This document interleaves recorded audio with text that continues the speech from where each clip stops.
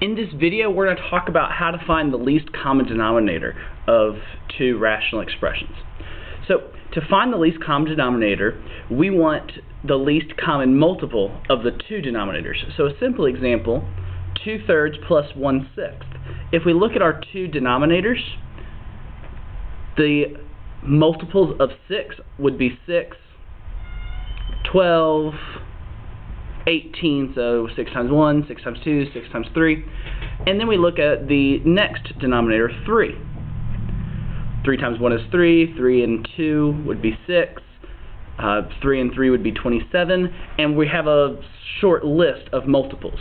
Now notice the least common multiple, so the common number between these two lists, and also the one that is less, the smallest, is 6. So I want my denominator for this addition problem to be 6. So notice 1/6 is already a 6 in the denominator.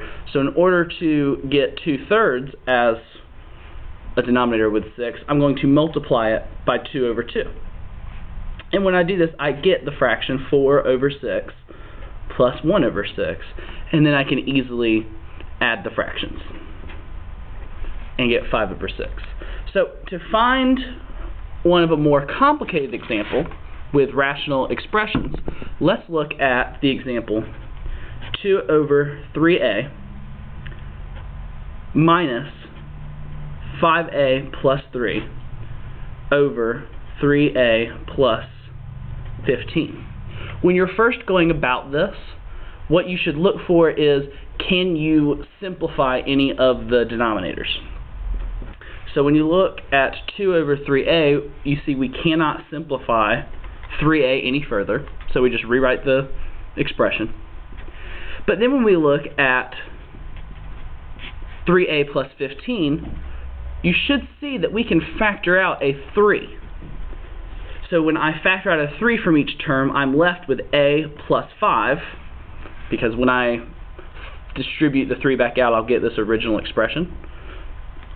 And notice the shared factor between these two is 3. So I want a common denominator with a 3 in it.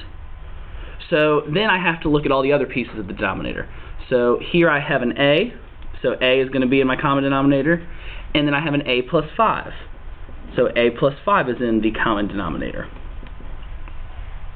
But in order to have this denominator, I need to figure out what to multiply my fractions by to get this denominator.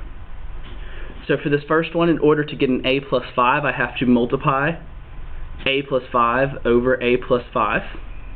And in order to get an a in this second fractions denominator, I have to multiply by a over a. Now notice we've already written that out here, but now we just have to do that with the numerators. So 2 times a would be 2a, 2 times 5 would be 10. I'm distributing my numerator to whatever I'm multiplying by. And then here, 5a times a is a 5a squared. 3 times a would be a 3a. And then I can subtract the numerator straight across and keep a denominator. So here I have, and if I write it in descending order, first off, let's just subtract across. So 2a plus 10 minus 5a squared minus 3a. I have a minus 3a because I have to distribute my subtraction sign. And then I can rewrite the numerator in descending order like we're used to seeing it, and combining like terms while I do that. So 2 minus a 3 would give me a negative 1a plus 10 all over 3a, a plus 5.